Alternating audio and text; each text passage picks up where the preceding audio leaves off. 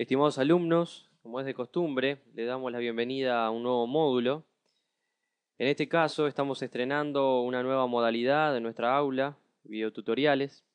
Esperamos que esto aporte al mejor entendimiento del material y que también le dé un toque más ameno, más entretenido a esta experiencia.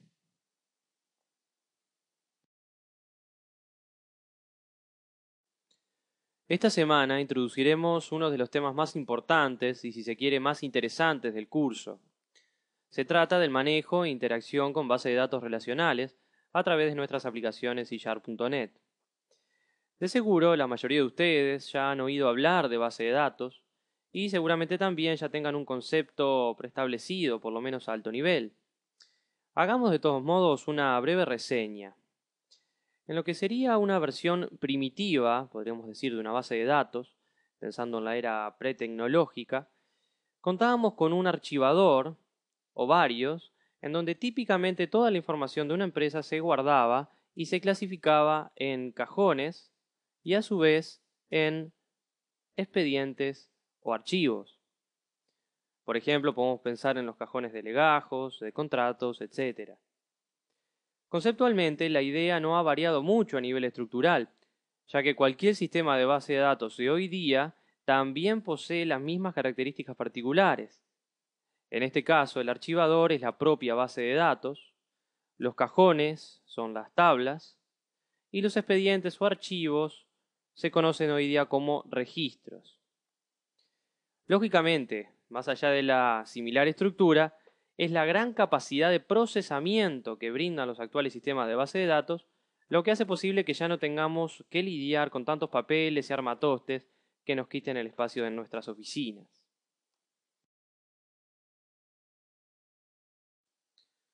Hablemos un poco ahora de los sistemas de base de datos. Los mismos nos proveen del entorno necesario para poder manipular nuestras bases a conveniencia. Y existen multitud de ellos.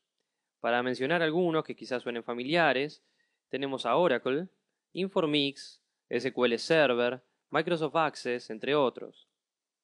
En nuestro caso, nos concentraremos en el gestor de Microsoft por excelencia, SQL Server, y en particular en la versión reducida que viene con nuestro paquete de entorno de desarrollo C#.net, SQL Express. Ahora bien, ya sabemos qué es una base de datos y qué necesitamos para administrarla. Volvamos ahora a lo más importante, cómo almacenamos nuestra información.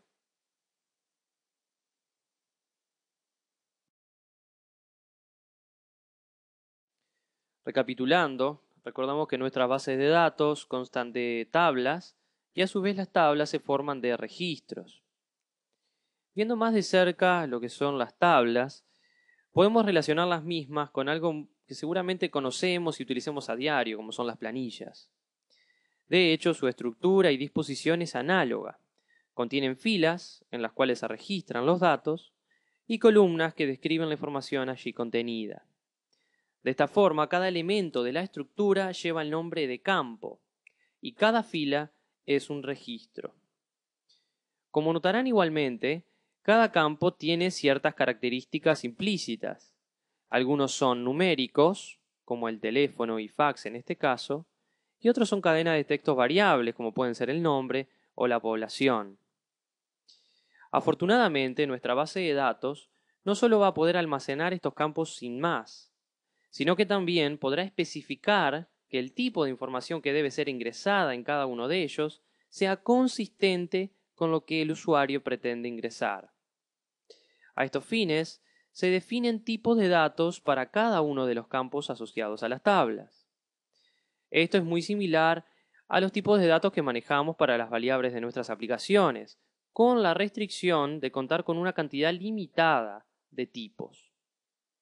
Como vemos allí, el campo código es numérico, el campo nombre, texto, apellido, texto, y así sucesivamente. Igualmente, contamos con la ventaja en base de datos de poder asignar un largo máximo para cada tipo de campo.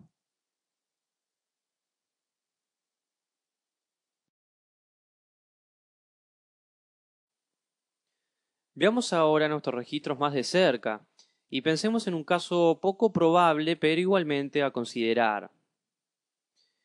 ¿Qué sucedería si en este caso el hijo de Juan Pérez, llamado casualmente igual que su padre, tiene la oportunidad de ingresar a trabajar en la misma empresa?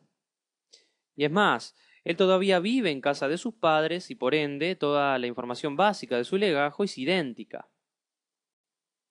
La cuestión aquí sería poder distinguir ambos registros y diferenciarlos entre sí en nuestra base de datos.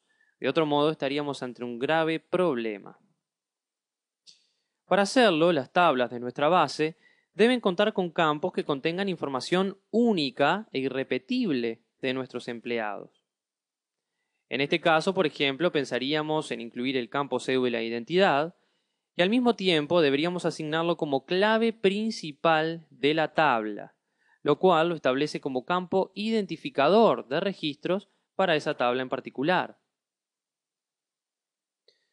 La clave principal de una tabla es uno o más campos que identifican inequívocamente un registro, restringiendo la existencia de valores duplicados y facilitando el acceso a los registros para su posterior modificación y o eliminación. Como vemos, las claves principales son únicas para cada tabla y se simbolizan con una llave. Igualmente, encontramos llaves en las relaciones entre tablas. ¿Qué significa esto? Bueno, se trata de un concepto relacionado y es el de claves foráneas o externas. Al definir un campo en una tabla como clave externa, estamos estableciendo una restricción de integridad. Básicamente, los posibles valores de ese campo van a estar completamente determinados por los existentes en su tabla origen. Veamos un ejemplo para fijar ideas. En este caso, el campo cocliente solo admitirá valores que existan previamente en la tabla clientes, por ejemplo. Esto nos asegura algo muy importante. No daremos de alta facturas de clientes que no existen. Igualmente, si por error intentamos eliminar un cliente que tiene alguna factura asociada, se lanzará un error a nivel de base de datos. Este mecanismo tan importante se conoce como integridad referencial y es esencial aplicarlo lo más ampliamente posible a la hora de diseñar nuestra base de datos.